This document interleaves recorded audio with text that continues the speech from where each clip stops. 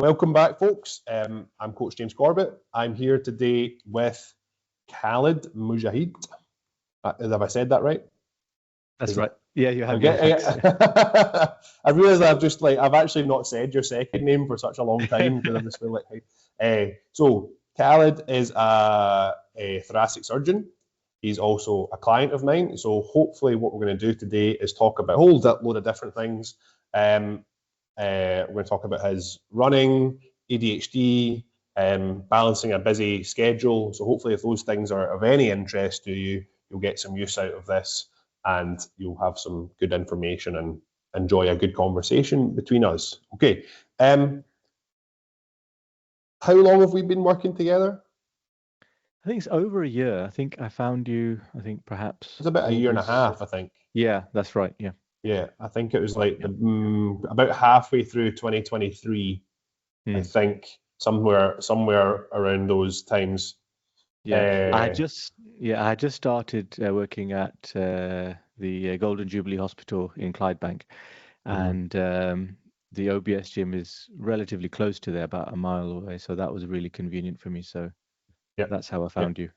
Yeah, it's like we've been, and then you started coming to OBS to see me, and then you moved back to London, and we've been coaching online since then. I mean, I think people might be interested to know what your thoughts are on that. How do you? Has it been an enjoyable experience? I'm assuming so.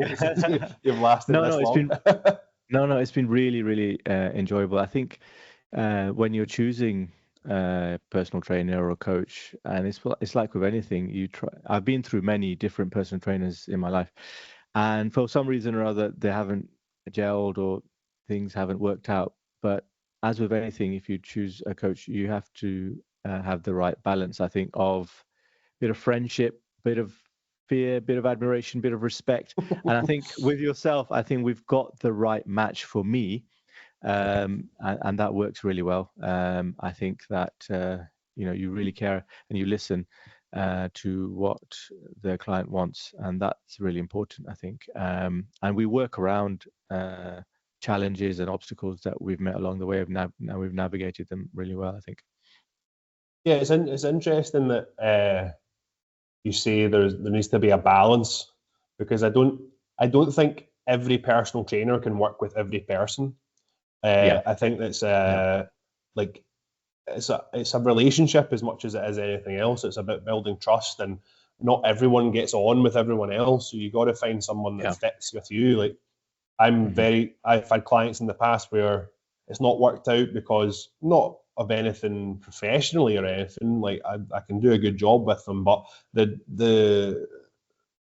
personality kind of match is a bit off, maybe. And I used to beat myself up about that quite a lot when I was a younger personal trainer. Like, I would see myself as a failure, but I give myself a bit of an easier time about it now.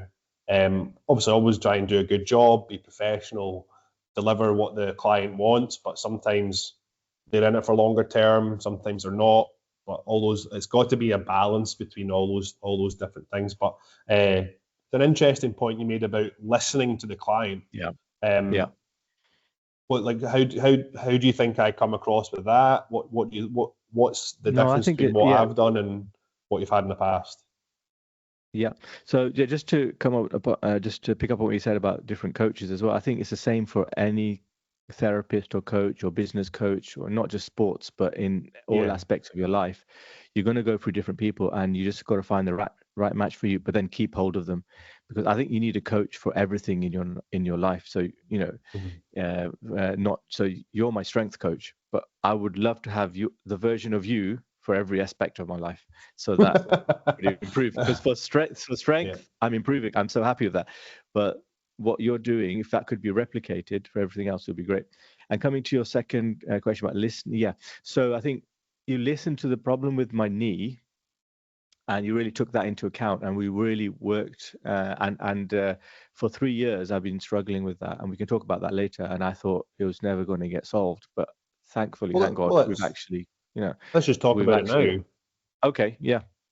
So I've got hypermobility in the sense that, my legs are long. I've got some hypermobility in some joints, such as my ankles. They can really dorsiflex quite a bit.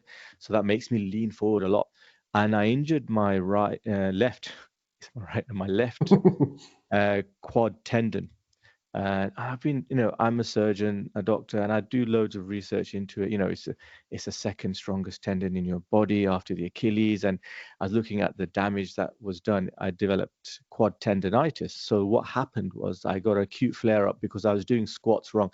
I was doing these HIIT classes where they were making you squat, jump with heavy weights, and that was too much force. And I was leaning too far forward. And when you do a class, you don't have that personal kind of input that you have with yourself. And then I got acute flare up of pain right at the top of the knee, where your quad tendon joins your patella bone. And it got acute flare up. And then ever since then, I just was never able to squat as well. And it would just cause pain and going up and down stairs or even bending over when I'm leaning too far forward. Because of that hypermobility in the ankle, I'm leaning too far forward. And I think that traditionally, we've been taught as doctors the Rice model of recovery from injuries. Whereas I think what you've done and what people should do now is use the police model. And for those who don't know, that these are acronyms that people. So Rice was traditionally a mnemonic used for rest, ice, compress, and elevate. Whereas what we're using now is like police, which is an acronym of protection. Optimal loading, ice compression, elevation. So it's that optimal loading aspect which was key for me to basically kind of recover from that injury and before, as we saw, I was only squatting, like body weight was hurting me, but now I'm doing body weight on my back. So I'm really pleased with that. Yeah. It's the problem with the Rice kind of paradigm is it doesn't actually get the tissue to adapt and become stronger, and that's how you get out of the problem. Rest is just rest, and after you have an acute injury, rest may be the thing you need to do. But I've always found it way more successful in getting people moving as quickly as possible. Now, if you've broken your leg, that's a different situation, but something like, especially tendonitis, maybe you've twisted your ankle, you've tweaked a joint somewhere, actually getting it moving and providing a stimulus to the tissues that are in that affected area is 100% the way you need to go. Obviously, this is not a blanket statement for everyone.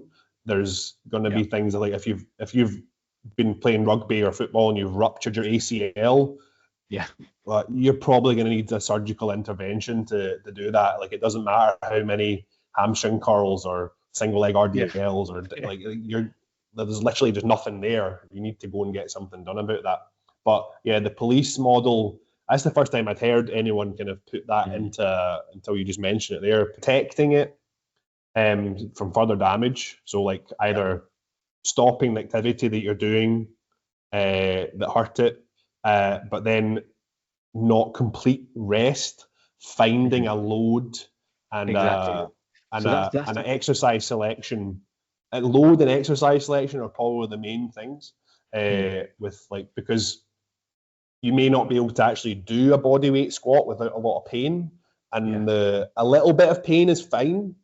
That's okay, but we don't want an acute flare up of pain and it being very sore and very inflamed and red and every time you do anything. No, exactly. So I was really worried that it's been 3 years of quad tendonitis, and I was worried from my reading that this is a chronic tendonitis. Now you get type 3 collagen fibers, which are weaker scar tissue, and I'm never going to get over this. So I was really kind of disheartened. But now, with the progressive loading, optimal loading, just taking it just to the point of pain, but not so much that it causes acute flare-up, that causes adaptation, that causes increased blood flow. We know tendons have really poor blood flow. So just slow increments of targeted exercise, and especially the sled. The sled was great for me. I'm backwards on the sled. So backwards on the sled really burnt my quads really well.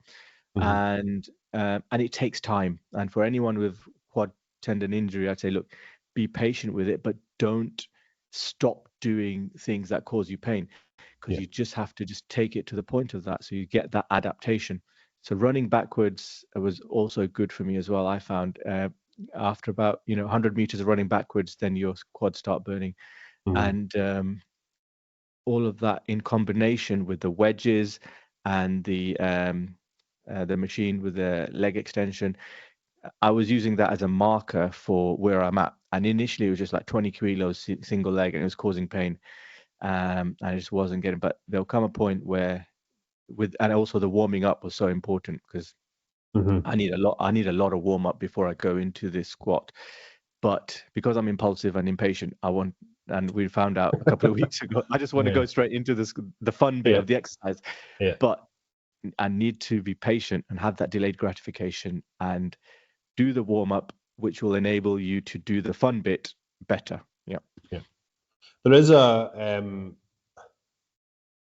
a recent kind of, from the circles that I kind of am in the fitness world, there's a recent upsurge on kind of the backwards movement, and it's not, with exercise selection, there can be a bit of kind of mysticism and guruism about it. It's not about that. It's about finding appropriate exercise that allows you to load the tissues appropriately. Now, there's endless numbers of different exercises to choose from. So you got to just choose ones that are going to be practical, progressible, and enjoyable. So you quite like pushing the sled up and down, quite like doing squats. The enjoyability factor of it, I'd say sometimes is a bit of a misnomer. Is like, well, if I don't enjoy it, I'm not going to do it. But also, I'm pretty sure that you enjoy not being in pain. Yes. That's the like, okay, well, if say a hypothetical person was coming to me like with a tendinopathy of some sort, and they were saying, I was like, okay, we'll try a few different exercises, we'll see how you respond to it. Well, I don't like that one. Okay, right. Well, I don't like that one. Oh, all right, okay. And then we went through everything, and they don't like anything. I'm saying to them, look, do you like being in pain? And if they say no, I'm like, well, okay, we just got to pick one that's going to get you out of pain and see how you go with that. That might not be the one we go for. We need to see how you respond to it. But it's sounds like that character from Little Britain. So don't want that one. Yeah.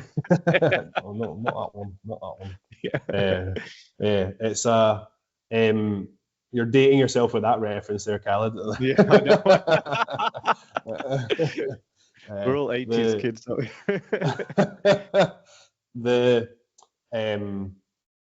and then just finding a way to progress it, to make it heavier, to make it a bit harder, to make it so that the tissue can actually adapt, and then just going from there. And that could be squats. It could be like we were doing, like the kind of Patrick step downs. We're doing those quite well. But I think the one that was really good for you was the dragging the sled backwards. Yeah, I think I found that I just found that more fun to do. You're pushing something and then pulling it. The Patrick step downs, I'll be honest, I didn't do as much as I should. I just found that a bit boring, I think, for some reason.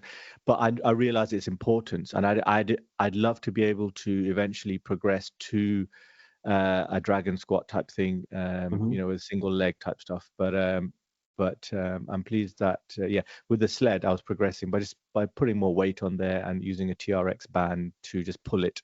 I think that really helped. Yeah. So so how is your knee, like, fully healed? I think it's tentative. I would say it's really getting there. What I'm looking at the moment is just a contour. So basically, my left knee is a lot better. My left knee was originally the problem, but now my right knee flared up. I think my left knee got a lot better, and then my right knee was actually always okay, but it kind of, I don't know how to describe it really. But yeah, similar thing happened to my right knee, but it's about just balancing it all out. But I can see the contour. So with the tendonitis, you can see the quad muscle is a massive group of muscles, and basically I'd got a bit of atrophy on my left side, but that's catching up now to my right side, and that's really, and I'm not in pain when I just do body squats, when I'm just getting up and down and stairs, and I just feel a lot stronger. So I'm a lot more confident now to basically progress that on. Yeah. So that's the key to getting out of pain, is to get the tissues to respond and getting them stronger. I mean, we were a long time before we really could even squat with a barbell without having any pain. We had to do a lot of work with that, and be really patient. And the advice go on. The advice I would give to people is that, like, if you have a tendinopathy type pain, and it's lasted for a long time, it may take just as long as it's lasted for you to get out of the other side of it, because these tendons are very slow to adapt. It's like you mentioned earlier, they don't have a good deal of blood flow to them. And if you think about it, that's probably a good thing. You don't want tendons, you don't want structures that in your body that are designed to deal with extremely high forces. You don't really want them to be able to change very easily. You want them to be kind of static and predictable, unlike muscle. Also, as a surgeon, I don't want them to bleed. So if tendons had a good blood supply, you'd get a massive bruise, which would cause a huge problem to fix, basically. So I was just thinking of that.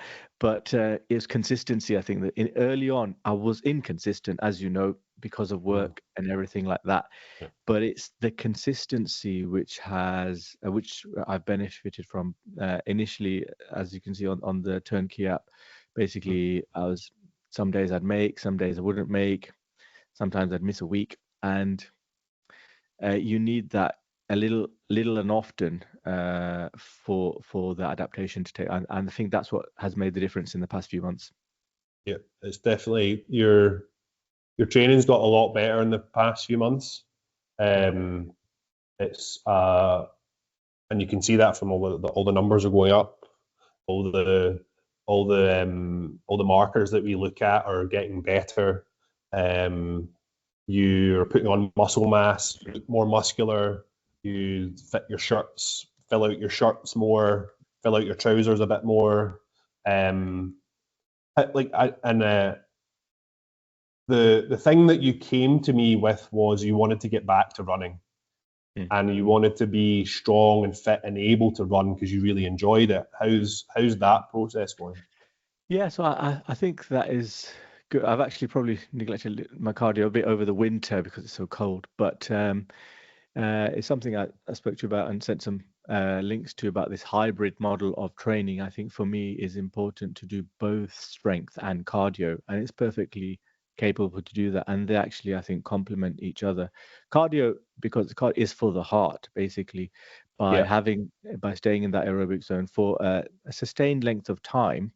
I think it's important for your heart because it adapts, and your heart is connected to a blood supply. So I'm a cardiothoracic surgeon by training, so I've been doing 10 years of cardiac surgery, and then I've switched now to thoracic, which is just the lungs. But I know from looking at healthy hearts, just how efficient they are at pumping is twofold, because the muscle itself is adapted and can effectively pump blood around the body in fewer heartbeats. So an athlete will have a heart rate of, normally between 30 and 40, whereas someone who's not a athlete will, have about, maybe 70 or 80 beats per minute, because that muscle is so much more efficient. It can pump more blood around the body in fewer heartbeat. Its stroke volume or amount of blood in the left ventricle is larger and capable to do so.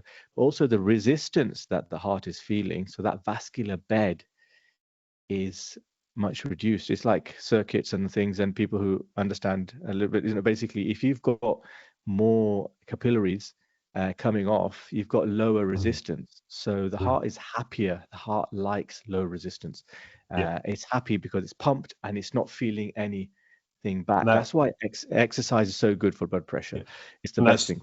That's your blood pressure, essentially. Yeah, exactly. So Yeah, exactly. And I mean, cardio is like being well conditioned is so much more about health than it is about anything else.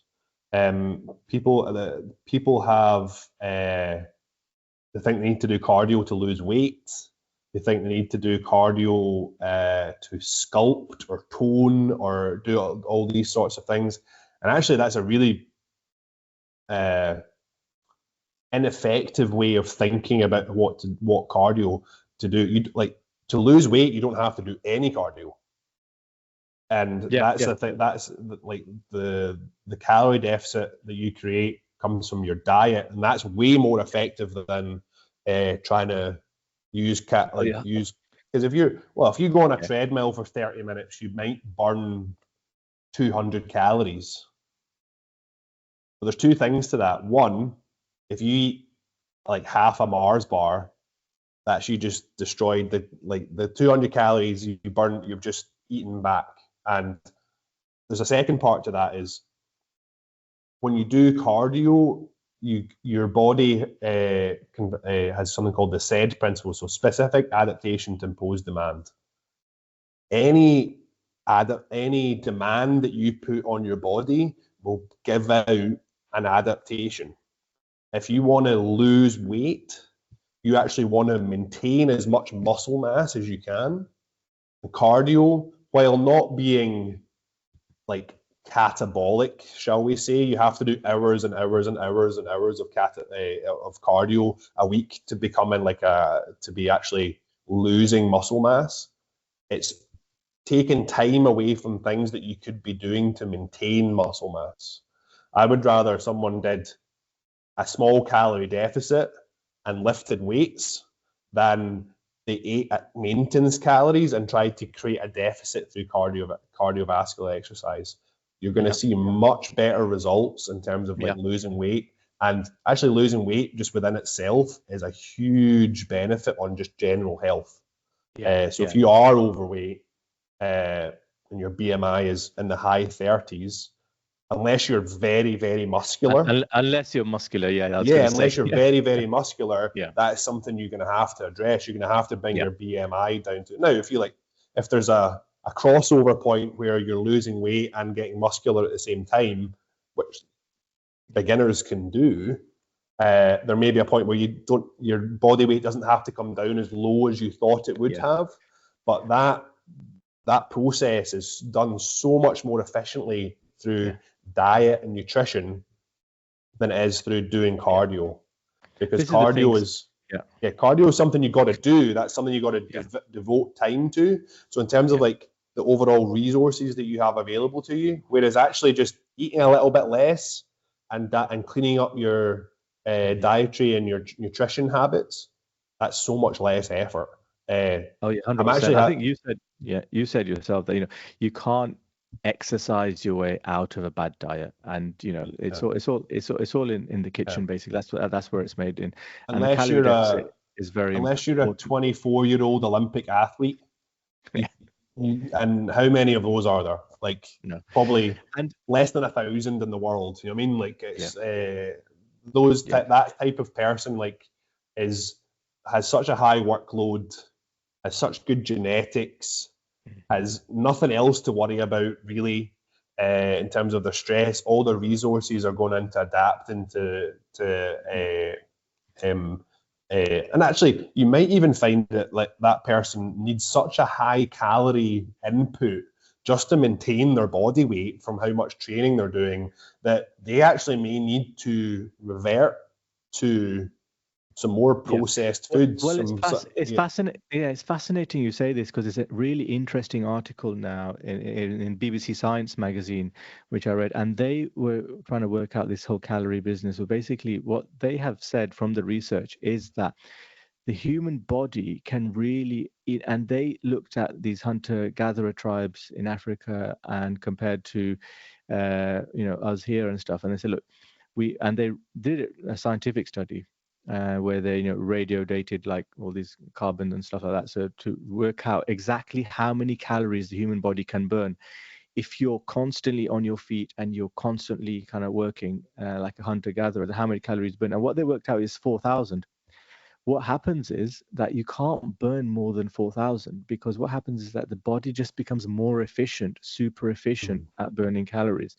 And when it's not burning, it will rest. And so you can't exercise more than 4,000 in a day, basically, 4,000 calories. So the ones who are actually, even if you're running and even if you're a polar explorer, and what happens, you just become very efficient at using those calories. You get your body adapts to the demands that you're putting on it. It becomes more efficient. I mean, but you can eat more than 4,000. Definitely. Yeah. You can eat, you can, and you will, and then you'll be in a calorie surplus and you'll put on weight. I mean, I think the most classic example of that is, I believe it's called like the Hansa tribe, which are like that's right. The Hansa. Central America. Is it a Central? I can't remember if they're African or Central American kind of hunter-gatherer tribe. I think they're in Africa. And they walk something like 30,000 steps a day on average. It was the Hansa tribe, but they calculated that they still don't burn more. There's a limit. The cutoff is just 4,000 calories, and they don't burn more than that. Yeah. So like they were because they were basically kind of comparing the basal metabolic rate of this tribe to the kind of average sedentary American, and they found out actually they're kind of the same. It's just that the Hansa tribe is incredibly efficient about they get more out of the energy they burn because they're so much more efficient, whereas the average 9-to-5er American sits at a desk, they'll burn about the same amount of calories, but they're just not as fit and not as healthy. And it's it was the difference in the health markers that was the most striking between. That was a really interesting kind of comparison they did with those two groups of people. What's the biggest thing you've found with, like, I mean, the Hansa tribe, they're like runners basically. What's the biggest thing you found with kind of your running in terms of being stronger? I think just with my legs getting stronger and my posture, I think just my running form, I think, is better. I know you know me, but in the sense that the other things that I'm a great believer in barefoot running, and I use Vibram 5 fingers, and that forces me to run on my toes. So, and then I'll use trainers for races and things. But I think that just that running form, and it's always been. I think my cardio has been okay in terms of getting out of breath, and everything that's improved just by doing more cardio. But I just felt the stride power would just increase, and I think I think that, and being able to lift my legs and just kind of get more power out of each stride, I think has helped. It's one of these things where you're not the only kind of runner that I coach for kind of strength work. The main feedback I get from that is that the efficiency of their running goes up. They are. I've got the two other clients that I've got are runners. They're mostly kind of cross country runners, so they're doing a lot of undulating ground. And they say, like, so they would go on a run, and the power, they say the power to get up the hill is there, like the strength, like they don't feel like getting up a hill is just a slog, like they feel the strength in their legs. But then also coming back down the hill, what they would say was, before they started training with me, was they would get really, really sore the next day if they did any lots of like downhill, because you're just basically like eccentric loading all the way down, so you're just tearing the muscle fibers. So getting them stronger and getting them stronger in their squats and their deadlifts is really, they don't get sore anymore. Which is I found really surprising and quite remarkable. Like they can actually run more and they can run more, but they actually don't need to run more because they get so much out of what they get so much more out of their running sessions. But that's the great thing about your model of progressive loading and slow increments, and not get because your model means that we don't get DOMs. So so that we can train, and the muscle, that whole minimum effective dose model of your muscle gets enough stimulus to grow, but we're not sore the next day. And I love that, and that's great, because traditionally, because of Rocky and so on, we always taught that no pain, no gain, and this is the kind of junior gym people, especially in January, where everybody's doing all their New Year's resolution, and you see all these new people in gym just like killing, and you just know they're going to be super sore the next few days, if not the week. So 100%. And for me also, with the strength training, it's improved my core. Although we don't do specific core exercises, I notice my core is stronger, but I think that's just a side effect. Well, you're anytime you're doing a squat or a deadlift or an overhead press, your core is stabilizing your torso, and your torso is what's transmitting the force into the bar. Like in barbell movements, your torso is just a force transmitter. Basically, it holds itself isometrically. So isometrically means your muscles don't actually move; they just kind of contract and hold their position. So when you're doing heavy squats and heavy deadlifts, your torso is getting all the stimulus that it needs in order to improve its own isometric strength, especially in running. The fluidity of the arm movement through the torso, that a lot of that comes down to like how stable and secure you can feel in your core. Exactly. There'll be a lot of people, I guarantee, if they're watching this and they're just taking up running, it's maybe not their legs that get sore, it's their lower back. Okay.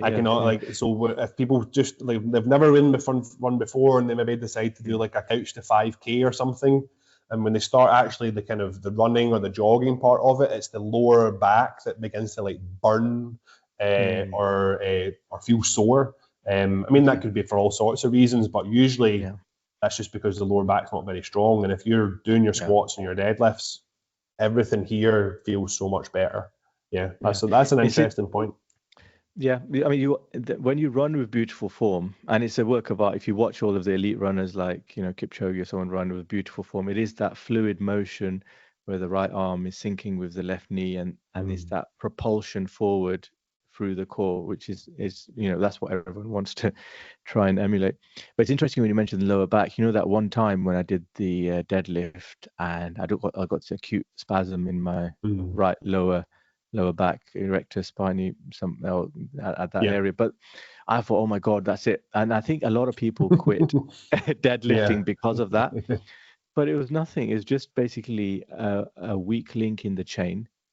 And we identified that and we fixed it. And now I'm squatting heavier. I mean, I'm deadlifting heavier than I was then, So I was really pleased with your confidence then to say, look, it's nothing to worry about. And we stuck with it.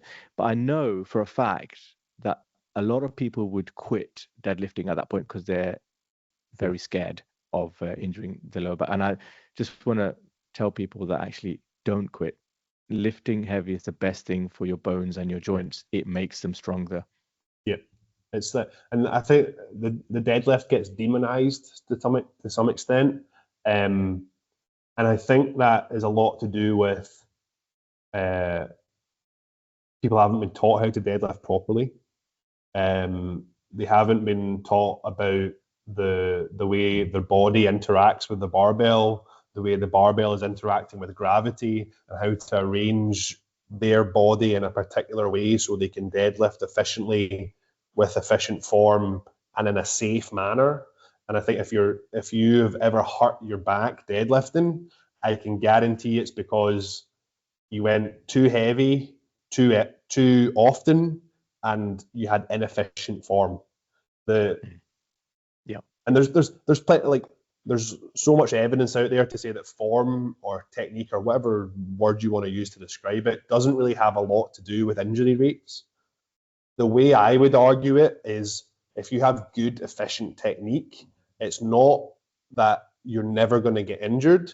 it's that the likelihood of it happening is a lot less, and also you have an ability to spread the stimulus of the deadlift through your whole body. Like you see the gym fail videos of people deadlifting with cat backs, or like they didn't get hurt that time. Yeah. But there's nothing to say that okay, maybe they should learn to deadlift with a flat back. Actually, if and this is the thing, is like someone who's never deadlifted with a flat back, if I'm teaching them how to deadlift efficiently, we have to reduce the load, because they're gonna they're adapted to lifting with a rounded back, so that's the position that their body's used to. So if we went to do the same loads they were doing before, but we tried to get them to flatten their back, actually their back might not be strong enough to do it that way. And we need to reduce the load right down and we talked about the minimum effective dose, just providing the smallest amount of dose so that they can get their back stronger. And then when they get back to the weights they were lifting before, now they can do it with it might be how long's a bit of string. I have no idea like how long it takes you to get back to that. But you got to really be honest. It's actually more of a kind of deadlifting with a flat back is more of like a self-evaluation, like critical thinking, honesty part on yourself than it is anything else.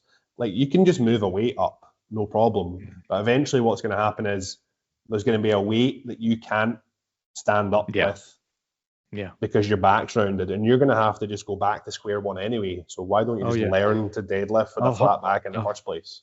100%. I think you just strip it down to your basic principles, and you're very good with your cues, right? You know, tummy to your belt, to your thighs, and sticking my bum out, keeping it close, you know, to your center of gravity, scrape it up and down your shins.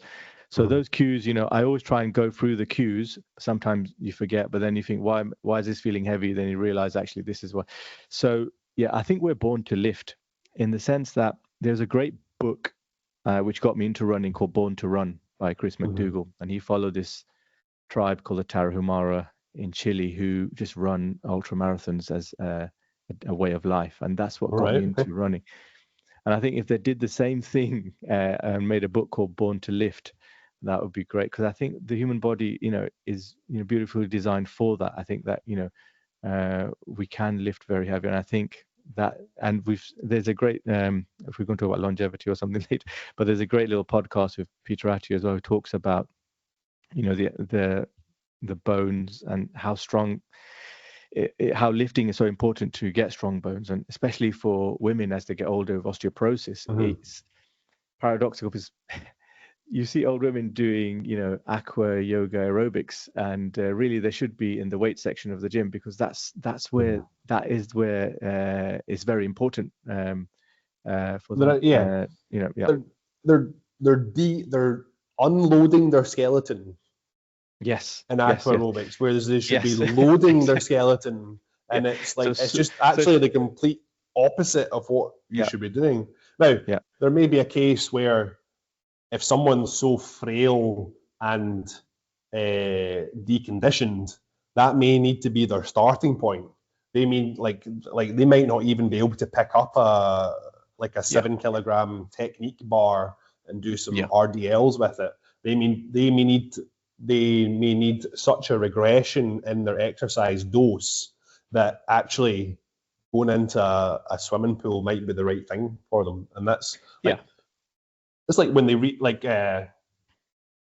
when horses get rehabbed from broken legs, like they get them running around the pool. I don't know if you've ever seen ever seen that. So like they unload the horse with the water so that they don't re-damage their leg. So I mean, the classic kind of thought of if a horse breaks a leg, you just shoot it, but like they tend not to do that anymore. But and that same process might be, but for most, I'd say for 99% of people, loading the skeleton is the key. Yeah, and the research supports that. It's very important that people realize that actually with supervision, the important thing is good supervision. But it's important for me and it's specifically targeted things. So what I'm talking about here is that you're more likely, so yourself, to die from what your parents die from. Genetically, you're going to be predisposed to those factors, so inherit those things.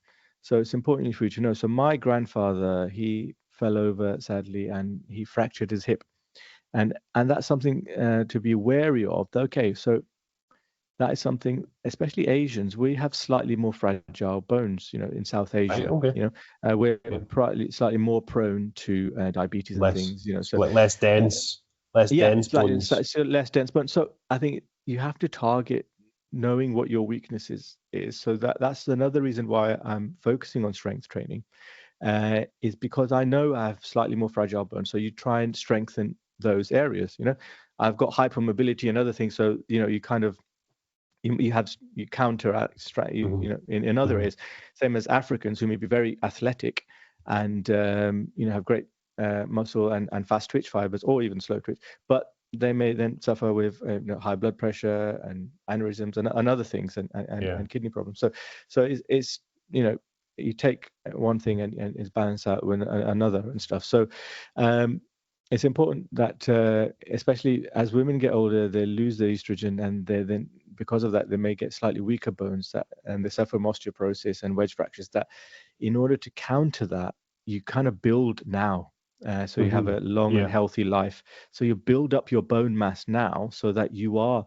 So the healthiest people I've seen in their 90s, and you want to have a good 80s, good 70s, good 90s, and you build it now in your 20s, 30s, 40s, and 50s. So basically, other farmers are very healthy because they're always active, and they are naturally lifting and things like that. So they're the healthiest people I've seen. And they did a study in to look at the healthiest arteries in the world, and it was from a tribe in Bolivia. And what they found was that they're very soft, elastic arteries, because and they followed like a diary of why is it that these guys have such free or furring up arteries.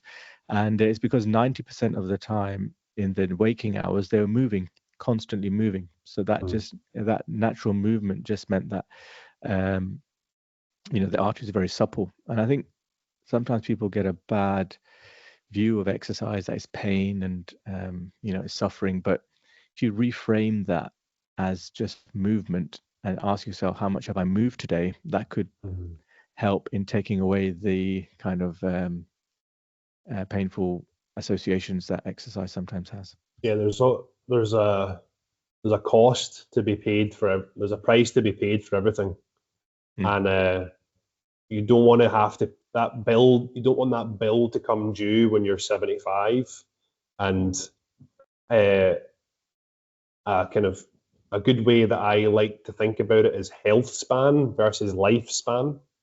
How much of your life can be you being independent, able to do things you love, play with your grandchildren, go hill walking, go all these sorts of things. How much of that can be extended into your 70s, 80s, 90s?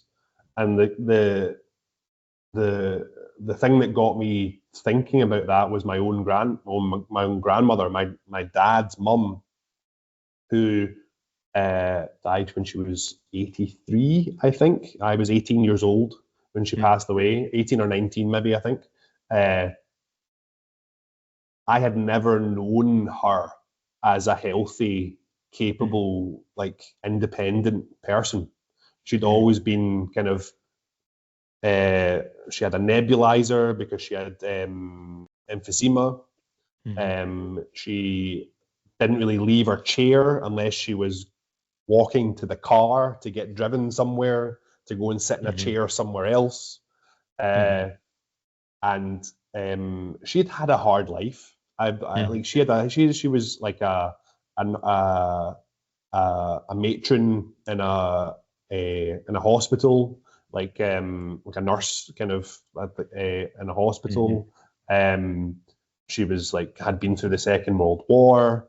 Like, and she was a tough lady, and that's why she lasted so long. But how much better would her life have been if she had like a year of that at the end of her life, rather than 20, like nearly 20 years of that. Like, I mean, it's very interesting. That where you mentioned that some people have a different protoplasm, I call it.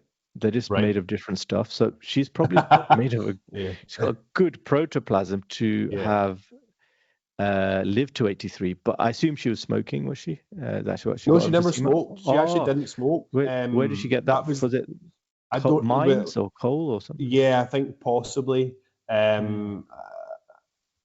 She never smoked. She maybe spent a lot of time around people who did smoke.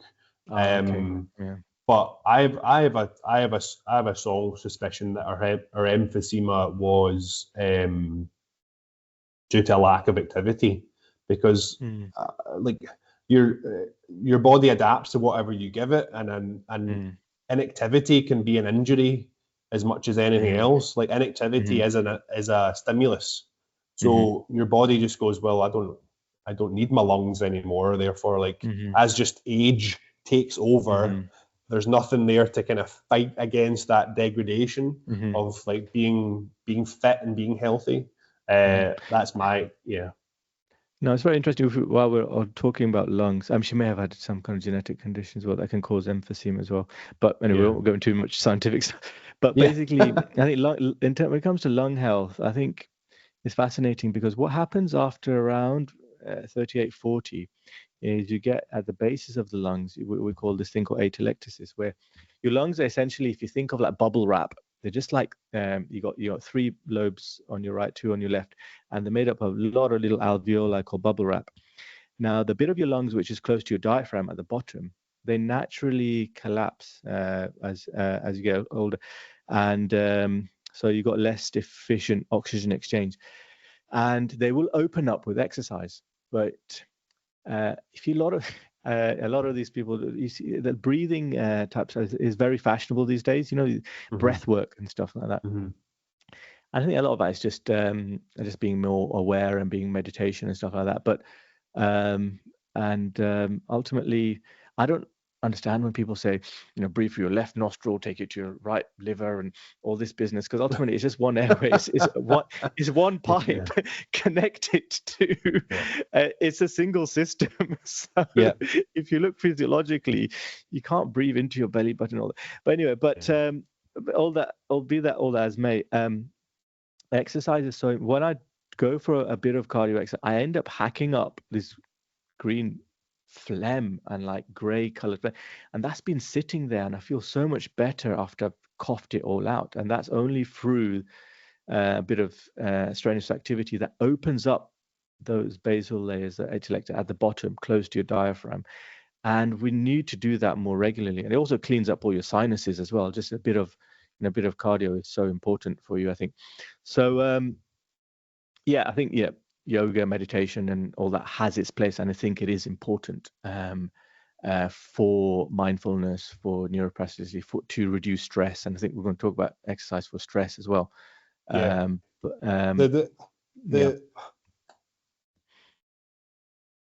I was to, there's like an order in my mind. There's an order of operations in terms of things that you get the most benefit from, because we all have a limited amount of time. So at the top of that order of operations is lifting weights, getting stronger.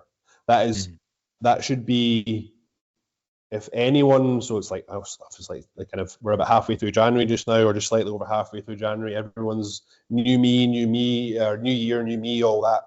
Like, we'll not get into that nonsense, because it all bores the tits off me. But if anyone is going to start doing anything to get themselves healthier and fitter, the number one thing should be get stronger. Yeah, no, I agree with you, because Yeah. The 'Cause it downstream takes effects time. of that affect everything else. It's the only one. It's the only one thing you can do that covers pretty much. It has a moderate or high impact on everything else. Your muscle mass, your bone health, even your cardiovascular fitness will be improved if you're going from doing nothing to lifting weights. Like doing a heavy set of squats, your heart is pounding, you're breathing hard, your cardiovascular system, your VO2 max is being improved by those markers are being improved by you lifting weights. It doesn't necessarily mean that it's going to be improved. Like there will be a hard stop where you actually have to maybe start doing some specific cardio to get a more of a response in your cardiovascular fitness. But then that comes down to specificity. Yeah. I think there was the guys from Barbell Medicine, a podcast they did a long time ago. They talked about most people will get a sufficient cardiovascular response from lifting weights that's robust enough that actually, as long as they're just generally active in the rest of their life, they don't really have to do a specific targeted like cardio routine or cardio session in order to get all of the health benefits. Maybe not performance benefits, and that's a different. So the difference between health and performance is important, but for you to get the biggest squeeze out of that orange, actually just lifting weights will get all the health benefits you can possibly get in terms of reducing your risk of mortality and reducing your comorbidity risk with that stuff. So certainly it will, certain markers that we use for longevity, things like grip strength, it will certainly improve that. It'll certainly improve your VO2 max and also your balance, and it will be greatly improved as well. And one of the reasons that I started, and I think I started late, if I'm all honest with you, I'd wish I had started earlier, because I'd always, I think I was just doing it wrong. And what happens is that when you go gym, you think, okay, I'm lifting like this and this is how it's, and then I was a bit scared to go in the weight section, to be honest. I just I was scared of injuring myself, and I didn't get taught how to do it properly. Coming to you really gave me the confidence. But also with the human body that I have now, I really wanted to. You have a non-human body. Superhuman. Yeah. I wanted to be superhuman, but it's like what I'm trying to say is like it's like you have the you got your Porsche 911. You want to take it on the racetrack. You want to learn how to drive it properly, So I really would like to, before I leave the planet, take my body to the ultimate best place it can be and experience that.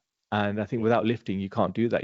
You want to have the physique, and it's a beautiful machine, and you want to be able to test it to its maximum capability, and say, I actually, and for the markers, like you said, squat, and you know better than me, with it, squat double your body weight and deadlift like 1.5 and stuff like that. I mean, just say okay, and then I can say, look, as a man, I know this is certain targets I have for myself, or combine. Was it? It's a 300 kilogram combined between deadlift and squat. Yeah, I think and that would give me a great sense of satisfaction. Okay, I got there, and like it's similar to me saying like I took my 911 round the Nuremberg and I got this time, and and your body is your car, if you like.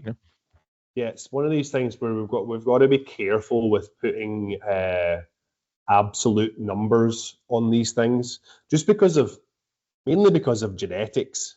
Like the overarching principle is you want to, whatever your genetics are, you want to find out what you can do. Now, John might have really shit genetics, and the most he's ever going to deadlift is 180 kilograms.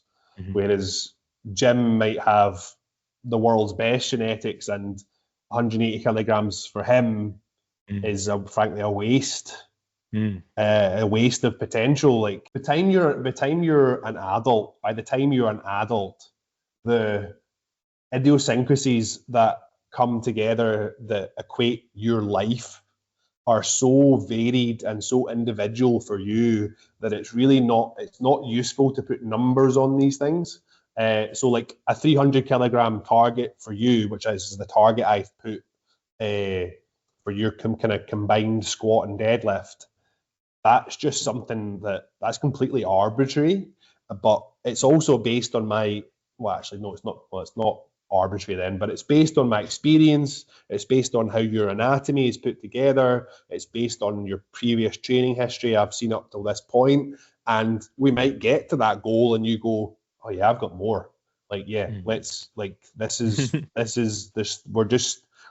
320 and then 340 and then we're just scratching the surface at that point. So and then there's phases of life where like for example my own personal kind of journey at the moment, strength at all costs is just not what I'm about right now. I'm very much about improving my body composition, being fit for the sport that I play, and figuring out how to maintain my strength while still being running a business, doing podcasts, doing my sport, having time for my family, having time to spend with my partner, having time to manage all my clients and make sure their needs are met. And the resources that I have are very much spread a lot wider than I would perhaps maybe even they were like a year ago, where I was like just completely like I want to get as strong, or maybe 2 years ago where I was like I'm just going to get as strong as I can, and I did. I mean, I deadlifted 240 kilos, I squatted 210, I benched 3 plates like 140 kilos. Like I kind of checked all those boxes off. Did I feel like that was the absolute limit and I could not do more than that? 100% no. I think there's definitely more there, but my journey is very different from someone else's journey. And I mean, that comes down to like fitness and lifting is very much a self-improvement pursuit. And the people who get the most out of it are the people with that kind of open growth mindset where they are going, okay, I'm not where I want to be yet. I have my own limitations and it's my journey that I'm taking myself on. I'm not comparing myself to other people. I'm not scrolling through Instagram looking at every second guy they see is deadlifting 300 kilos. Like, I mean, so like there's probably less than 5,000 people in the world can deadlift 300 kilos, and you see half of them in like if you just scrolled for an hour on your reels on Instagram, you would see half of them on your phone, and that gives you such a warped perspective of what is actually achievable, like what actually is occurring in the real life, that I can really fuck with people and think and really discourage them and realize, don't compare yourself to John Hack. Like the guy's a freak. He's a one of one. He is like there's no one else like him. And he's not doing anything else. That's all he's doing. Quite possibly. Like he coaches his clients, he lifts his weights. I'm not sure, maybe he runs his gym, but his whole life is tailored around being good at powerlifting, basically. And that's why he's like he's got world records and he's got for single lifts and totals and like all sorts of championships, because his focus is that, and he's got the genetic ability for but he doesn't get to where he's been. It doesn't get to where he is by just having good genetics. He's got to actually still put in the work. It's like the argument, oh, if I started taking PEDs, I'd look like Arnie. It's like, no, you wouldn't. No, you wouldn't, because the bodybuilders that you see that are and I don't ever want to be a bodybuilder. I don't like being that muscular has absolutely no appeal to me. But what I admire about those guys is the dedication and the hard work that they put into it. That's what I admire. Now there could be an argument to say maybe they're a bit too focused on one thing and it's at the detriment to other things in their life. But when you're in that zone of like 25 to 35 years old, you should find out how hard you can work. You should find where your limits are in the gym, professionally, personally, in terms of your personal growth. You need to find where your limits are, because then you know where your limit is, and then you can just back off a little bit from there, and then you know you're working really well. There's no wasted potential. But I got on a big rant there. That's all right. That's okay. It's interesting, very interesting. I just wanted to touch on something that the reason why one of the reasons which I hadn't mentioned why I'm strength training as well is for my work. So when I'm operating, I'm on my legs a lot and standing a lot of time. For that, for me to take stitches well, I think that my core is very important, and my legs. And if you think of the human body as like a bit of like a tripod, and having a base, and ultimately I'm using my hands to operate. But if your base is strong and your hand becomes more steady in order to take the stitch that I need to do for an operation. I think that's really helped as well, just having and just being healthy generally, and that means that you can do difficult technical tasks from a better platform, better base. And we're talking about stress as well in terms of your brain and things, and all these exercises kind of help secrete neurotransmitters. So we know that from the muscle point of view, the neurotransmitter is noradrenaline. So when you do muscular exercise, then it secretes noradrenaline, which is important for the brain as well. But you also secrete chemical which I found out called BDNF, so brain-derived neurotrophic factor, which is like a brain fertilizer. And the muscle also makes it as well. So I didn't realize. I thought it's just made in the brain, but it's actually made by muscle as well. So you do get BDNF released locally by the muscle, which helps at the neuromuscular end plate, and also in the brain as well. So traditionally, we've been taught that actually it's after 45 minutes of a high heart rate that you'll get in the yellow zone, that's some BDNF release, and that's what people refer to as a runner's high, as well as endorphins and serotonin and dopamine and noradrenaline as well.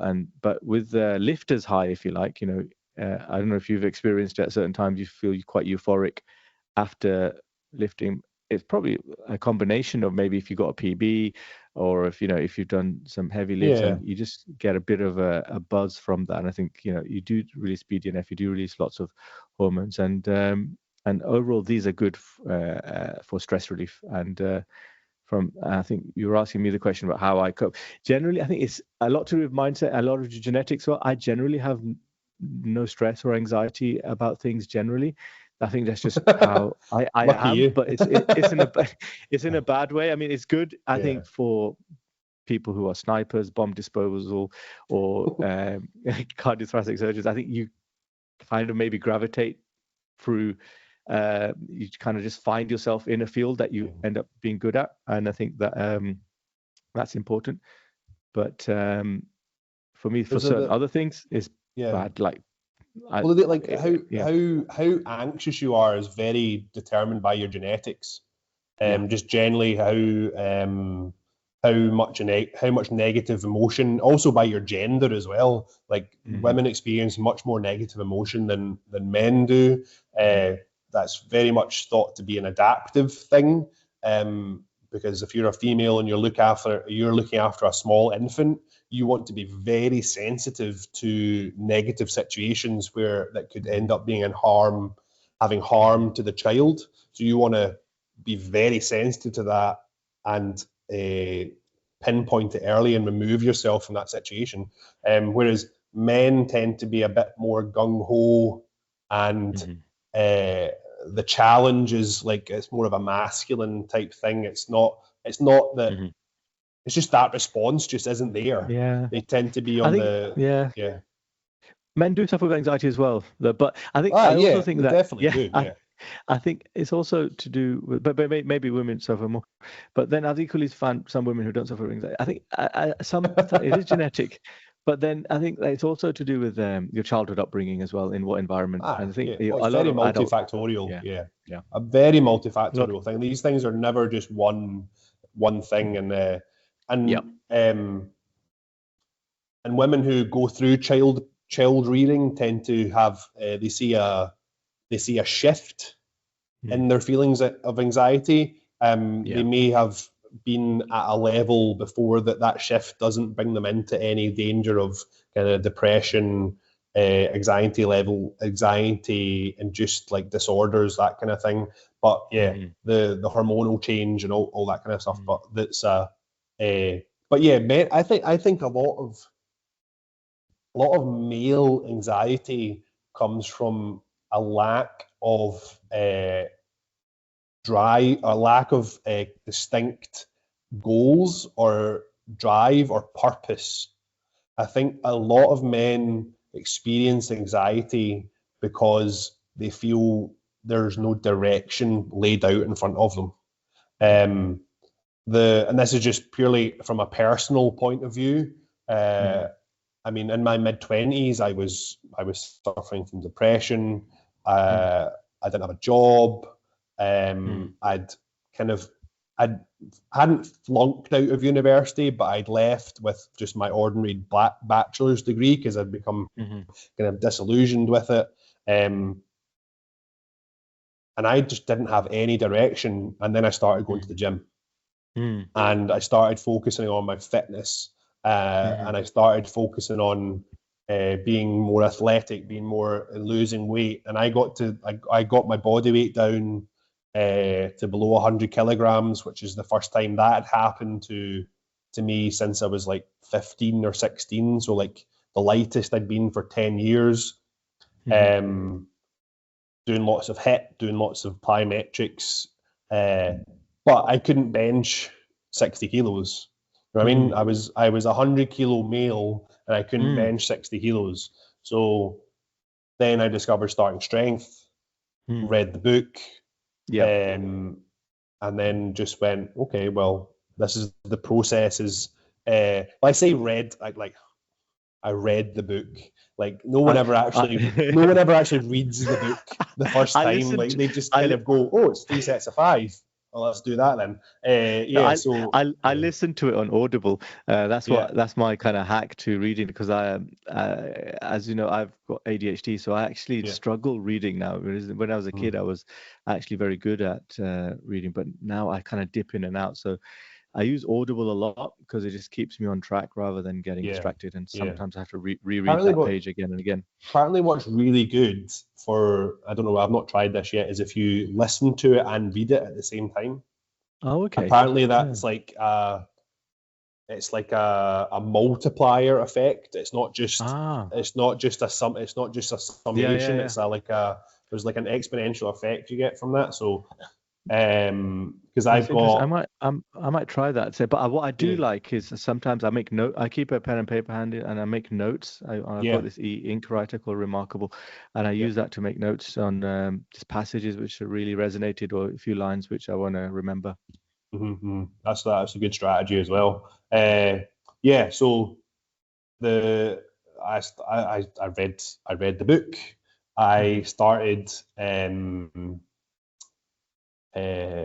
I actually went back to, at that point, to university to do a teaching degree, which I flunked out of. And I mean, there's lots of different reasons for that, but that's not something we need to get into right now. But eventually I decided, I'd been training for about 2 years at that point.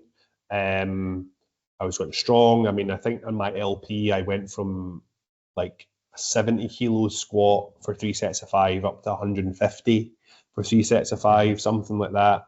I was eating everything under the sun. I think I'd put on about 10 kilograms. I think I went from like 99 to like 109. And then ended up coaching my mum. So my mum was my first ever client. Nice. I don't even think. No, I had got my personal training. I had got my personal training certificate at that point. And then it's just been from there. Just been slowly, steadily working my way through, trying to get better as a coach. But my point is that fitness was a self-development tool, and it gave me, even though I had nothing else going on in my life, it gave me purpose, and it gave me a goal and to aim for. So even if your job isn't fulfilling you, you maybe don't have a good relationship with, or don't even have a relationship, or your relationship with your partner isn't the best, could be improved on. Like the purpose and the feeling of a direction that you working on yourself, it kind of generalizes through your whole life. Because I don't know if does that resonate to you? Does that make sense a little bit? Yeah. It's and we're kind of getting, I don't like getting into like kind of guruism and all that kind of stuff, but it also means that I have to be very careful with my profession, because it means that if I need to get people to do this for themselves and realize they are self-reliant and they can be self-motivated, and they don't have to what's the word I'm looking for here? Like I'm not a cult leader. I'm not I don't want it to be I really want people to learn how to do this and be an independent, self-motivated individual. I'm just kind of rolling along at the moment. I haven't really thought, this is like me thinking out loud as much as anything. But what's your experience with that? What have you felt those kind of feelings? Is there something to that in your experience? In terms of kind of training and personal development, and So I think getting into a routine and a habit has been very important, and being consistent, and that's what I struggled with initially. But once I've got that down, and if I haven't done my 3 lifts in the week, it's like gamification, in the sense that I really need to make it into a routine and habit. But if I haven't, then I'll feel like I've let myself down, and it's like ticking boxes and completing series or getting a set. And like the past few weeks I've been doing well, and I really need to do it this week as well in order to continue that and get good feedback from you. And that's kind of the motivation I have. But what's important, I think, is that once it becomes a routine and a habit, then there is no motivation doesn't come into it, and willpower doesn't come into it. You just do it. Previously, also, I was struggling with doing all the exercises in the prescribed sets, because I was but then what something you said felt important to me, and said that, you have to say, I am someone who completes all of the exercise, or I don't pick and choose the bits I want, and it all comes part of a package, and it's all complementary to each other, so that if you neglect one, it actually harms you in the long run, if you just do the juicy ones that you like. So I think in terms of what you said, I could say, in terms of your own story and everything that that you're describing, how your kind of strength coaching and everything has helped you progress, and actually given you a sense of purpose, and how that has and what you linked it previously to anxiety, and how it's important to kind of have a goal and things like that. Is that right? Yeah. So it's kind of when you go in and you do a workout and you're not entirely sure that the sets and reps, and this is even worse when you do it to yourself, because I didn't have a coach at the time, so I was programming my own workouts, and I was following the kind of starting strength linear progression, and I went, God, last time that was hard. I don't know if able to do this next time. But I did it. So like going into that unknown, even if it's just half a step into the unknown, you take that step and then everything's okay. And you go, oh, right, okay. That builds momentum, and it generalizes to the rest of your life.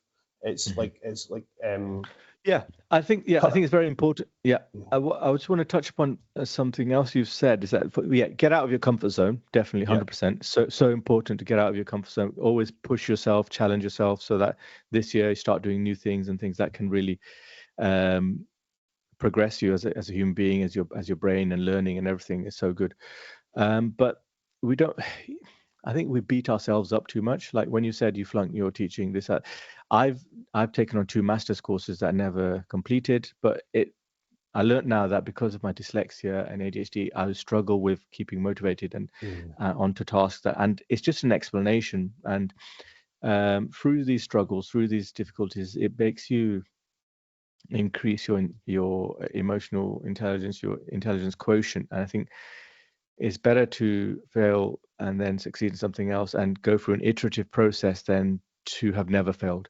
And and fail is not even the right word. I think all the successful business people, they always try and then get to a place where so-called success. But I think I'd much rather have someone in my team who has tried many different things and experience the trials and tribulations of those things than someone who's always been coloring within the lines, always getting top marks, and has never dealt with real life adversity, because in real life the answers are not in the back of the book, and real life problems require real life solution, that is an iterative process that requires trial and error. So many times in my coaching career I have called upon my own life experience in order to relate to someone, to help them figure out their own problem, the issue of the day, to figure that out, whether that's not eating enough protein or not getting to bed on time, or because I've made all these mistakes and I have suffered from all these problems. That's part of the reasoning behind the best coaches are maybe not always the best people at their sport. So, like Phil Jackson, right? Bulls and Lakers coach, was a good basketball player. Yeah. He was a good basketball player, but he wasn't the most naturally gifted athlete. He had to work very hard. Yeah. And it's interesting that, isn't it? And good players don't make good coaches. It's really like why is Michael Jordan not coaching? It's like, it's interesting. Well, Michael Jordan tried to coach in the just after he retired, and I think people who are the very pinnacle of something, who have went from great to elite, they haven't had to learn as much as the person who went from average to good. Really? Okay. I think this particularly, now I don't think it particularly applies to thoracic surgeons, because you don't want anyone you'd always rather have a great thoracic surgeon than a good thoracic surgeon. I mean, we could dive into what makes a great surgeon versus a good surgeon, but I think particularly in something that's as low stakes as sport or business or the coaching kind of profession, and that might surprise people to hear a coach say something like that, that coaching is a pretty low stakes environment. It's not I don't have someone's artery in my hand trying to sew it up, if I mess up, I've made a mistake, I might have ruined a relationship or something, but in the end everyone will be okay. Like, no one's going to die in the gym. Well, hopefully no one's going to die in the gym. Like, certainly, I mean, in terms of the stakes of a personal trainer or a coach, safety is probably the number one thing. And obviously all my clients are safe in what they do. And I've talked to you about, I just did a video in the gym recently about how to set up the safeties correctly on a squat for a squat, because you asked me, can I just dump the bar off my back? And I said, no. No, it took, it took me a long time to realize that. I don't know. It's not through anyone's fault, but I was taking too many steps back off the safeties, and I was like, oh. And then I realized, okay, something so happens here. Down, I'm not going to be. I'm not over the safeties. So you just need to be over the safeties, and then you just adjust your safeties. But it took me a long time to realize you just take one step back and just squat there, and you're okay. But so no, that's important. But it's interesting about the whole thing about the coach and what makes a good coach. And I think it's a lot of people skills, a lot of going through, and empathy is so important. Putting yourself in the other person's shoes. And I think there's a lot of, I love to learn, because I'm doing tennis as well, and I love to look at transferability of. I think there's so many things applicable in different disciplines. Something someone says and resonates for me in my life. So I was looking at tennis coaching, and there's this tennis guy, I can't remember his name, but who says you take doubt outside the house. And that was, I think, Venus and Serena Williams' dad said, look, you take doubt outside the house, so that if the ball goes across the line, you don't hesitate, you immediately hit it down the line.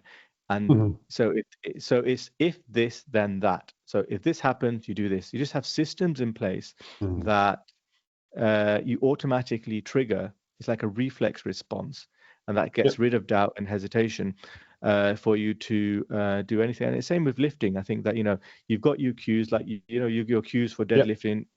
Hand, shin, lift, boom, and that's it. You just and having that quick systems check is so good. And I think I do in surgery, we have all these different acronyms as well, and these have been honed over years to basically take away hesitation, doubt, and make you faster in terms of what you do, and more reproducible. The point you made about having like a list of operations, that's really interesting that you've made that point, because I've been around the sport of powerlifting a little bit, and the cue that a coach will give was like, you can do this, or some sort of just non sequitur, just like a motivational thing. That doesn't actually help. That doesn't help. Like, imagine you were just about to perform surgery on someone, and then your mentor or something came in and says, yeah, you can do this, Khalid. You'd be like, well, I fucking hope I can. That just like actually a seed of doubt. Whereas if you focus on a technical aspect or a procedural aspect of what you're doing, that actually removes the doubt, because it gives you something to focus on and and right, okay, here's the next procedure, let's do that bit. Here's the next procedure. So when someone's got a squat and it's 2.5 times their body weight on their back, them saying to themselves, I can do this, isn't really all that helpful. What's very helpful is stay over my midfoot. Exactly. Sit back, drive my hips on the way up.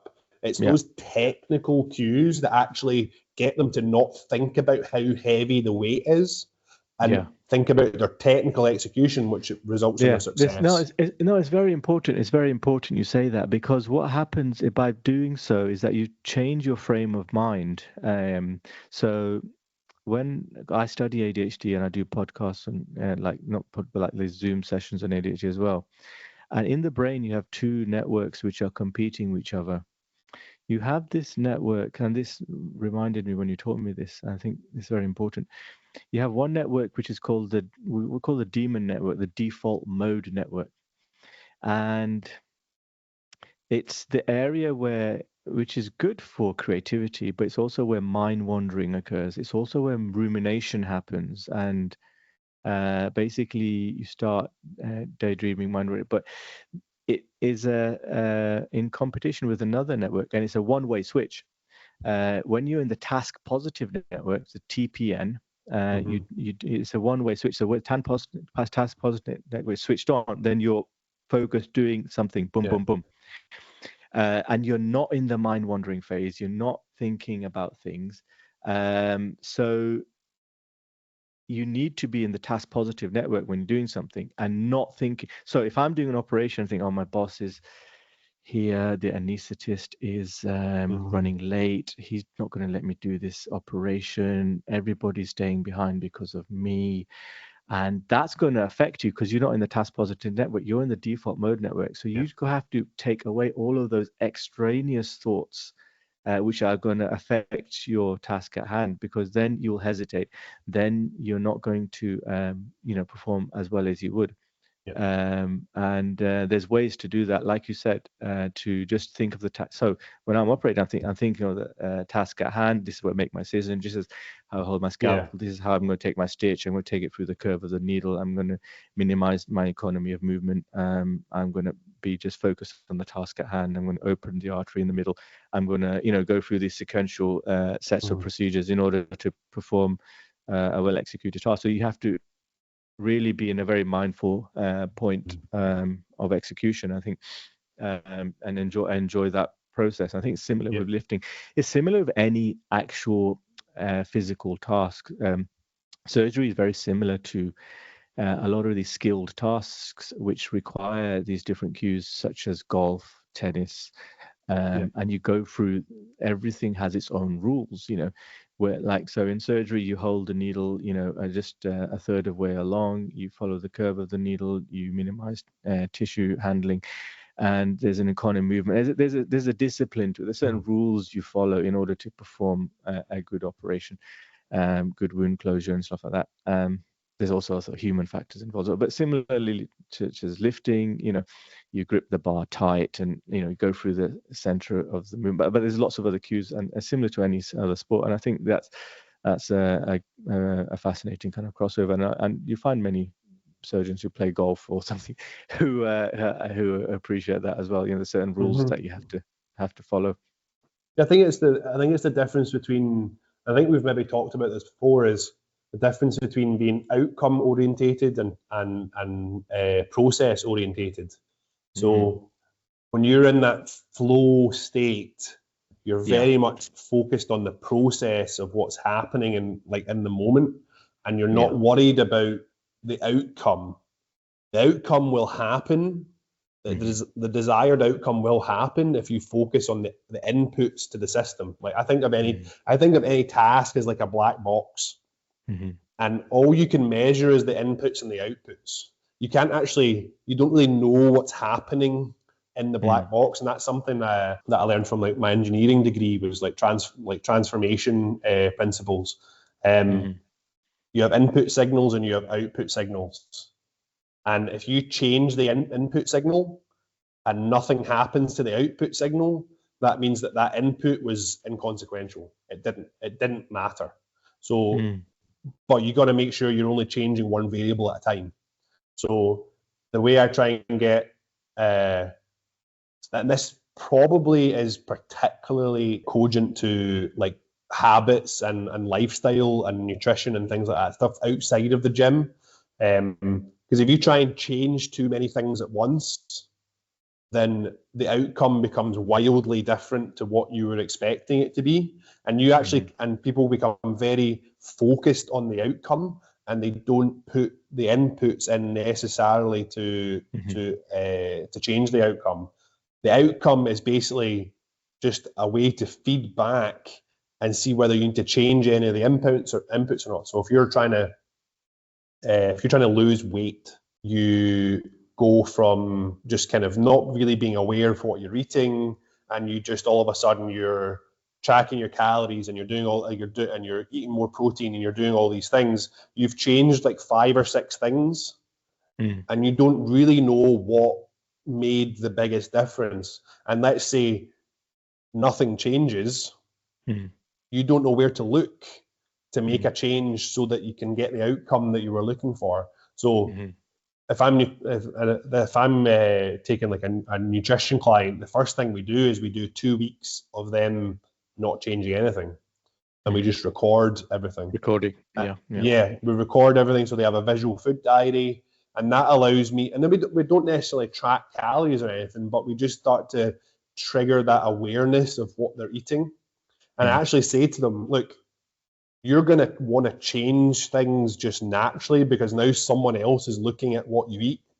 Yeah, it's the clipboard. Yeah, you can't do that. You need to like whatever you did for the last 2 weeks, just do the same for this next 2 weeks, and then we can start to change inputs. We can start to go, okay, right, we're maybe not having enough dietary protein.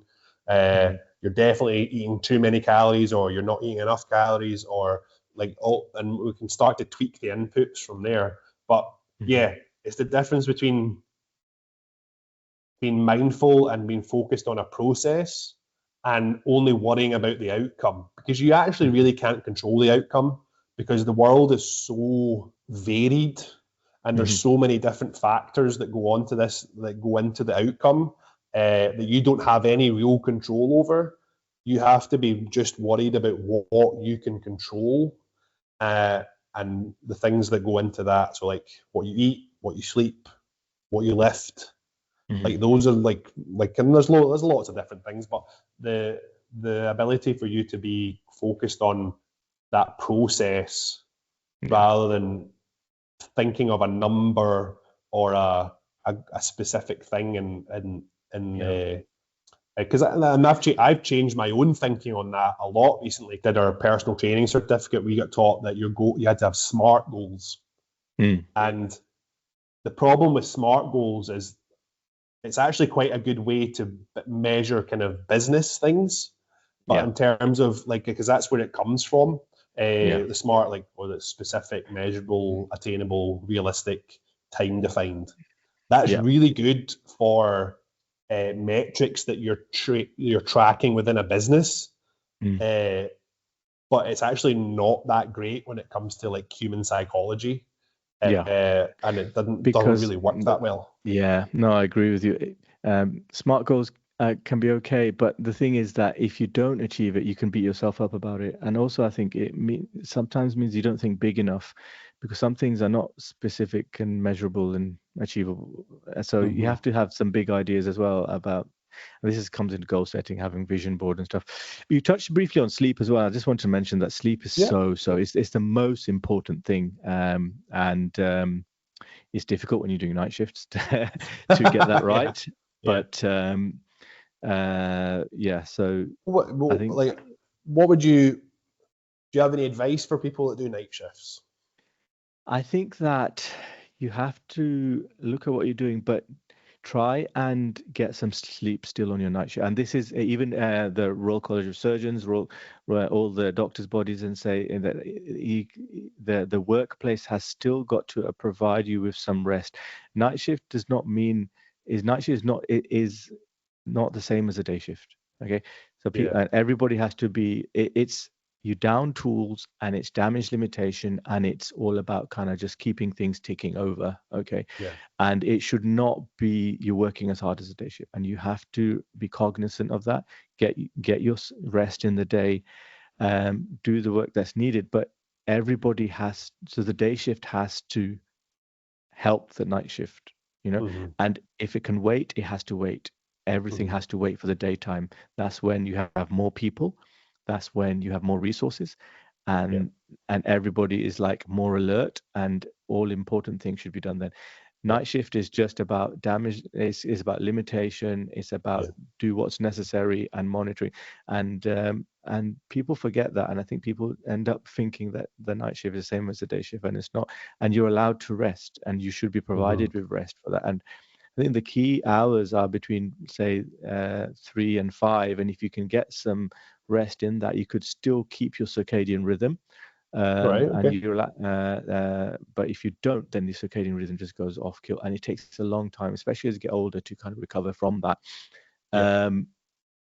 But it's a necessary evil. Unfortunately, we do have 25. We do have to have a 24-hour service and stuff, but you have to basically work smart in the sense that it depends what work. I mean, everybody has different works and stuff, but I kind of just go around and prepare yourself for a quiet night. But it means going around and anticipating all the problems that can happen. Yeah, you got to do your. You got to stop the problems before they happen. Yeah. And like so, the way you were describing that is almost like you were like a little Dutch boy with his finger in the dike. Just like he's just there just to make sure till help comes along type thing. I've learned the hard way. I've learned the hard way. Yeah. Do you think that's a problem? Do you think that's like maybe you think I know doctors and surgeons is probably the most specific case. Like I've got a friend who's an A&E consultant, and he does probably, I think does like 2 or 3 night shifts a month. I think that's their kind of rota, and he doesn't get any rest. Yeah, no, like you are working. You're right. You are working. Yeah. No, I've done A&E as well, but I think that if that's I think it's not fair. I think you need, if that's the case, then they need more staff on the night. A&E is getting busier and busier and busier, and the NHS is falling apart. We're just kind of under-resourced, underfunded, but that's a whole political thing. Yeah. But we'll avoid that. But I think it's just a mindset shift. I think and I think that you have to look after yourself, otherwise you're at huge risk of burnout, and that's a real thing. There's only so much your body and mind can take, and you have to kind of realize that you can get fatigued, and going close to burnout, your risk of making mistakes and things like that. But coming back to the health thing, I think if there's a great line that people say, if sleep were a drug, it'd be banned.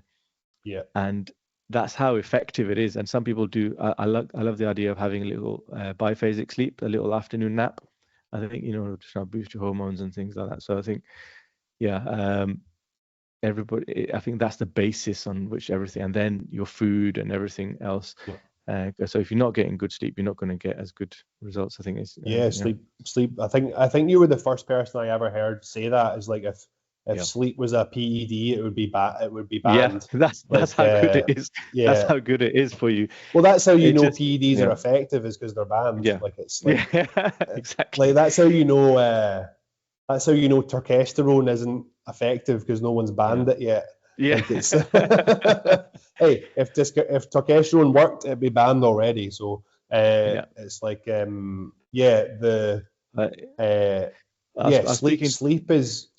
sleep is so important in terms of recovery, in terms of your energy levels, in terms of your hormones, your mental clarity, your mental health, as much as anything. Like I think it's like I saw a good it's a pithy little kind of paragraph. It was like if you hate everyone, have something to eat. If you think everyone hates you, have a sleep. And there was a third one. If you hate yourself, then go and like something else. So like the how you perceive the world is so colored on whether you're sleep deprived or not. You're probably in such a better mood when you've got a better night's sleep, and that comes back to just like looking after yourself. You can't be the best version of you if you're run down and burnt out all the time. But it's having a good sleep hygiene. Sleep hygiene routine is so important. So if you're struggling with sleep, if you are having insomnia, if you're ruminating thoughts, there are certain things you can do to try and help you. One of those is having a good sleep hygiene routine. It means taking off all your monitors, all your lights, all your phones and TVs a couple of hours before you go to sleep. Don't have a big meal stream, finish by 7-8 p.m. so that that all that digestion's finished. But your room temperature being a bit lower is important as well. Have I went over the 3-2-1 rule with you? What's that? So no food 3 hours. No food Yeah. 3 hours before your bedtime. So if you're planning Yeah. to go to bed at 10, have your last meal at 7, have your dinner at Yeah. 7. No fluids 2 hours before your bed, so you don't get woken up in the middle of the night and have to go for a pee. And then 1 hour before bed, no electronics or screens. Yeah. That's good. Or I don't know how effective they are, but I've heard people like put on like kind of blue light blocking glasses. They're It's not they're something not I've that. tried. Yeah, they're not But that effective apparently. But because I I did a honestly, bit of I a think deep that's dive. just a case of people trying to have their cake and eat it. Like, Yeah. just turn the telly off, turn Yeah. your phone off, read a book that isn't a screen, and let your brain unwind and let your brain just kind of get into that. And that is as much about telling your brain that, like, it's like priming your brain to go. It's like warming up for a run. You don't just start running full pelt. You maybe do a couple of like squats, a couple of lunges, do some movement, a couple of stretches, get everything nice and loose, and then you start off at a nice gentle pace, build the pace. Like, that's what you're doing with the 3-2-1 routine, is you're giving your body all the signal, because sleep is a full body experience. You're giving your body the signals that, okay, we're getting closer to sleep time, and now it's 2 hours and you'll probably find that you get to sleep a lot easier. You won't toss and turn, you won't be ruminating on things. Your body will just be ready for sleep. And then and if all that doesn't work, I've got a couple of things that I use to get myself stop thinking about things. So I do the countdown in sevens. Have you ever tried that? So start at some preposterously high number. So like, I don't think any more than 1,000 is really needed, but start at 800, then you go 793, 786, 779, and you just count down in sevens, and it just stops you thinking about lots of things. Another one that I've tried is choose a word, like a 5 or 6 letter word. So say it's sheep, and then you try and name as many words beginning with S as you can. And then when you run out, you go to H, and then as many words as you can with sheep doesn't really work because it's a double E. Like, let's do the shore, okay? And then you go S, H, everything with O is as long as many as you can do, R, and then E. And quite often I find I don't even get to the end of the word before I wake up in the morning, kind of thing. So that's a good. That's a couple of good tips for there's if you there's are. One more. Yeah, on you go. Yeah, there's a military method of sleeping. And I think this is used by the military because they need to sleep on like planes and things like that. And it's if you Google it, it's just like a 1 or 2 minute thing where basically you go from top to bottom of your head to the toes, and you identify each muscle, and then you just relax it. And you'd be surprised how often you find actually you've been frowning all this time, and just go in a sequential way just to relax your breathing and everything, and then just make it go all loose to relax your muscles. The other thing which I think is very useful for relaxing your muscles is a supplement called magnesium. It's just a mineral, and taking it, I think, is actually very good for muscle cramps and also for sleep, because it's actually involved in neurotransmitters as well. So taking a tablet of that, which can be between 300 400 milligrams, is very useful. And I think you've told me, is it it's magnesium glycinate? Yeah, so is the one. So there's different forms of magnesium. The one for the brain, which crosses the blood-brain barrier, is magnesium threonate, and that's available, from Amazon, things like that. But also, it has different properties. So if you want it for muscle relaxation, you can take the different form of that. But we're all a little bit lower in magnesium, because when we measure patients' magnesium level in ITU, and everyone's a little bit low, so you're not going to overdose on it unless you're. If it's in your multivitamin and you're taking supplement, you might get slightly too much, and if that happens, you start feeling very hot, then you just know you probably got a bit too much. But it's good for stabilizing your cell membranes, and it's good for the heart in reducing palpitations as well.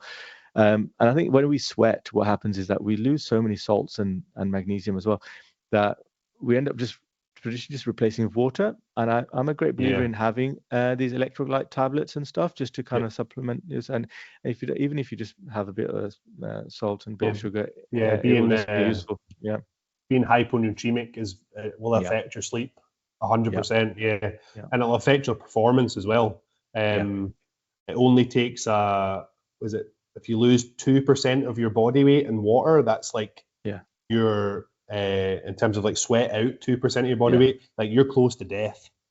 Like you're like, so if you only lose 1% of your body weight, your performance drops considerably. Yeah, definitely. Like I know that because I love the sauna and jacuzzi. Sometimes I just go in there. I like having my dessert first, and I go there before the workout, and I don't do as well. So I've learned my lesson basically.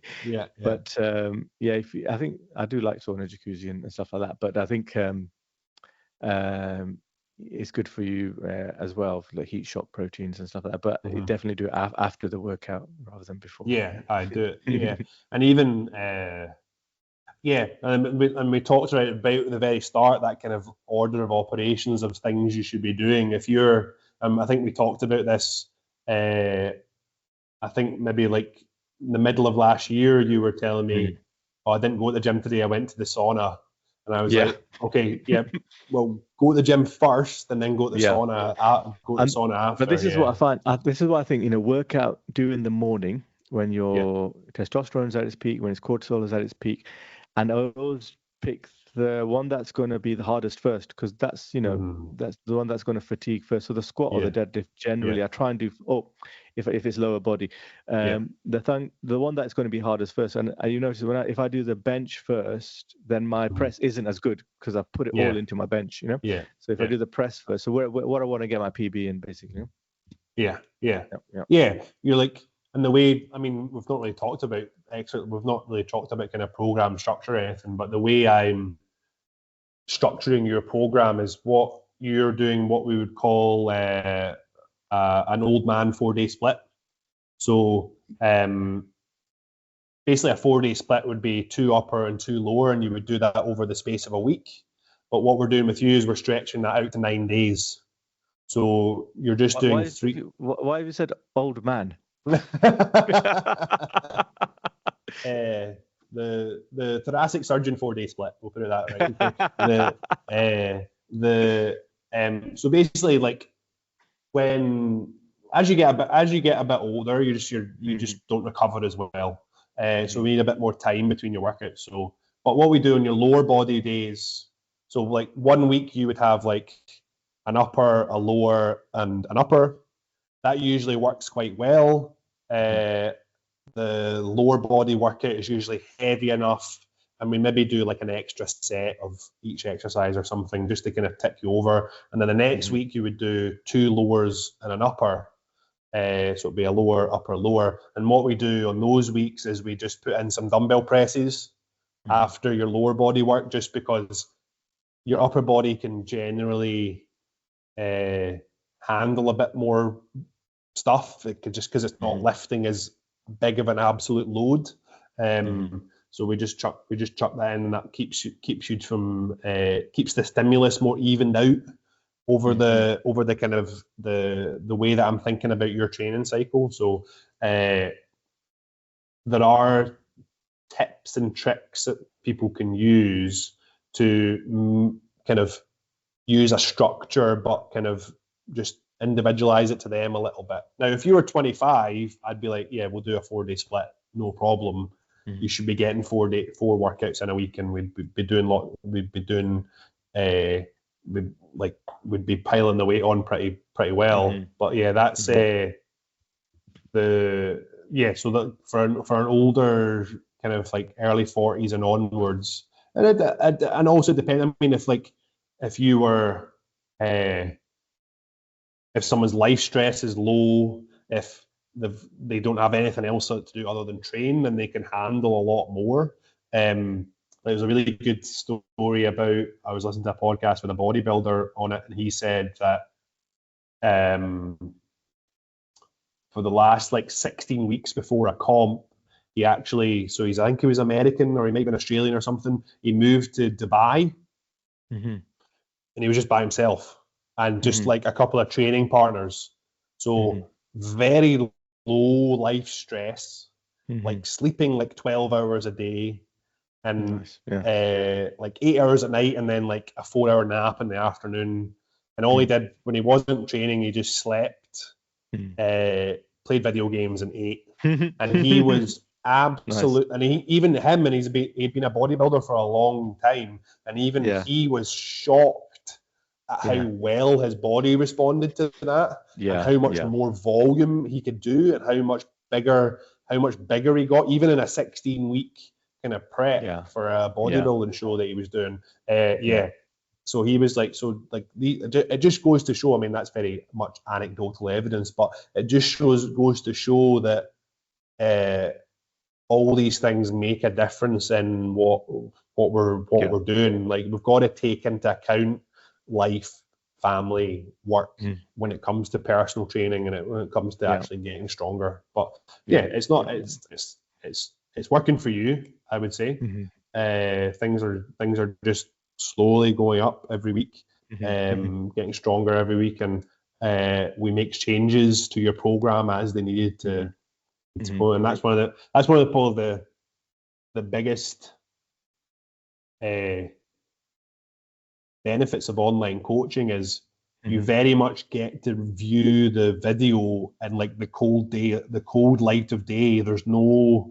It's very dispassionate around what's actually happening. Whereas I'm quite a compassionate person. If someone's doing like a really heavy set, like during and I'm there watching them, I'm going like, oh God, I hope they do it. I hope they get it. I hope they get it. Like, so like, whereas I can watch give you your feedback videos and just be very analytical and say, that was fine, we can go up next week. So that's a very interesting way or an interesting idiosyncrasy of online coaching, is it allows you to be very dispassionate about but also build that trust and build that constant feedback, which I know you like quite a lot.